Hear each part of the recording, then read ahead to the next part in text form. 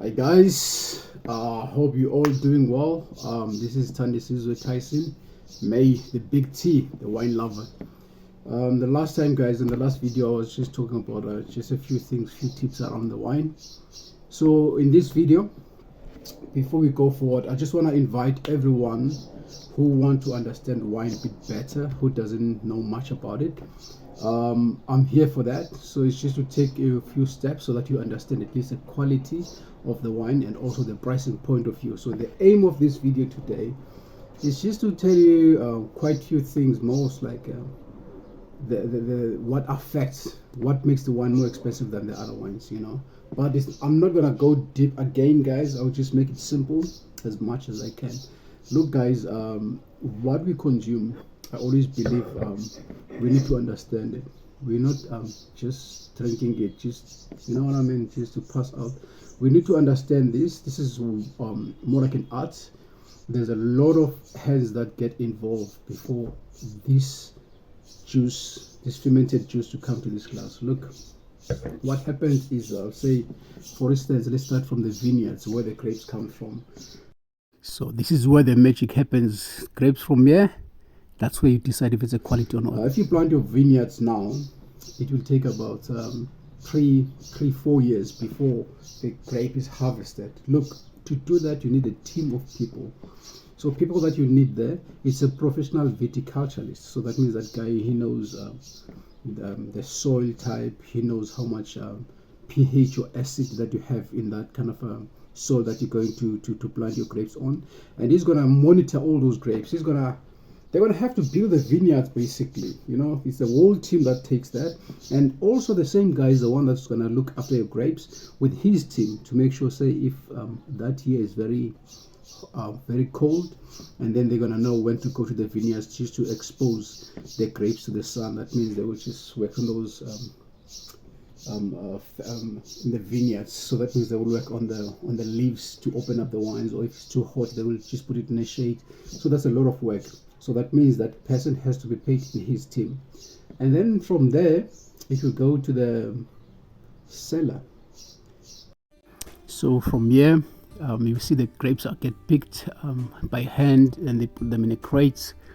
So all those grapes, then they will put them in a tractor. So that means there's a lot of work. Actually, it's more like a intense. You see, they put in a tractor. So from here, it goes to the cellar.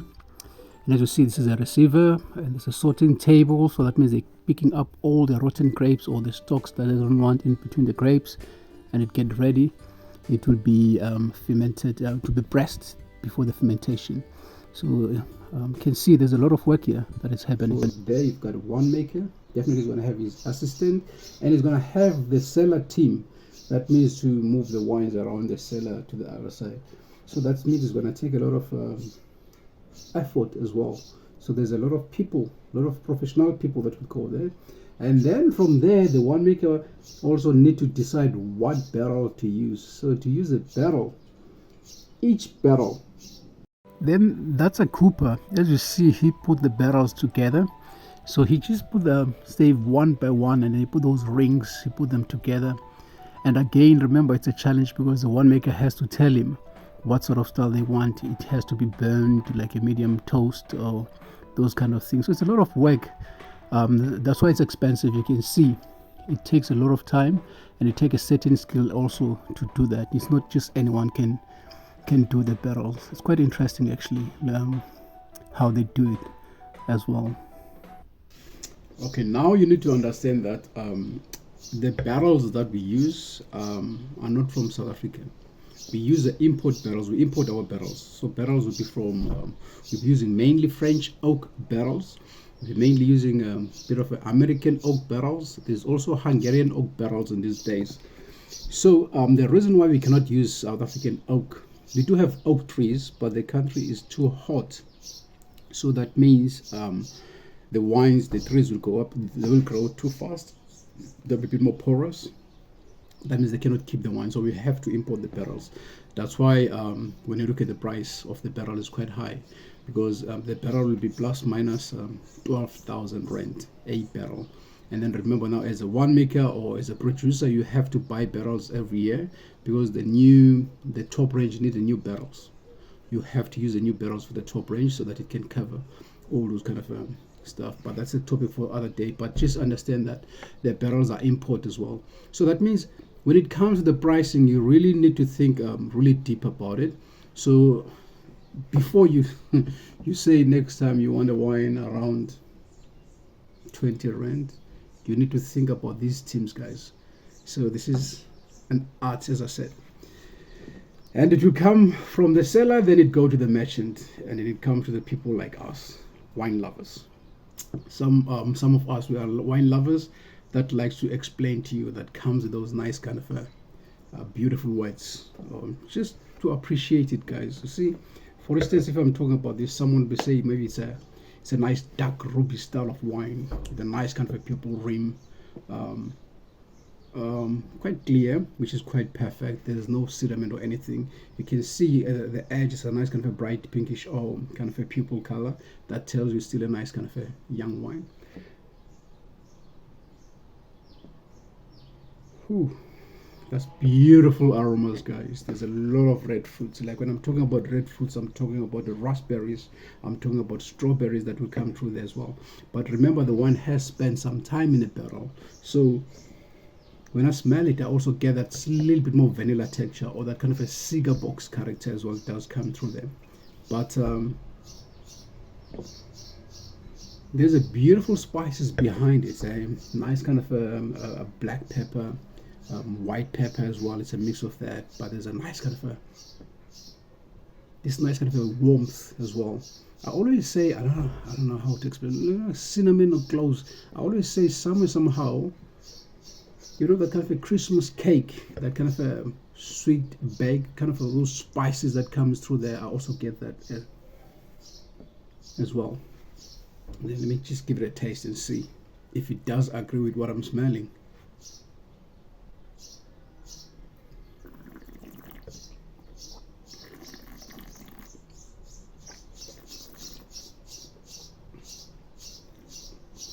Remember one thing, you cannot judge your wine with the first sip. Let me take a second one.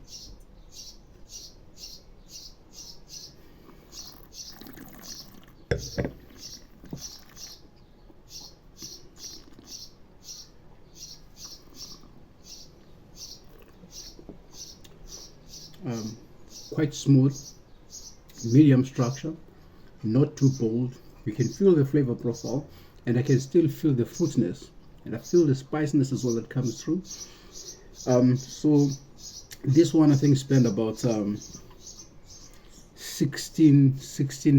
months in the barrel, and then they say the barrel has at least has been used once before. So it's the second time.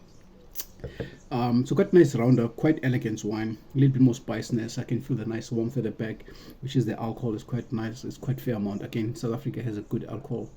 We normally have about 14.5. So that's the burning sensation that I get at the back. But the wine is quite elegant, it's quite smooth. It's not too deep, it's not too harsh. The tannin structure, which is on my gums, it doesn't dry that much. You can feel it because it's there, but otherwise it doesn't. It's not harsh. You can feel the nice complex, and it does have that nice juicy finish, which is the red fruit characters I was talking about earlier. I do feel them. It's quite a complex wine. I'm not going to tell you what it is, but it's a good wine.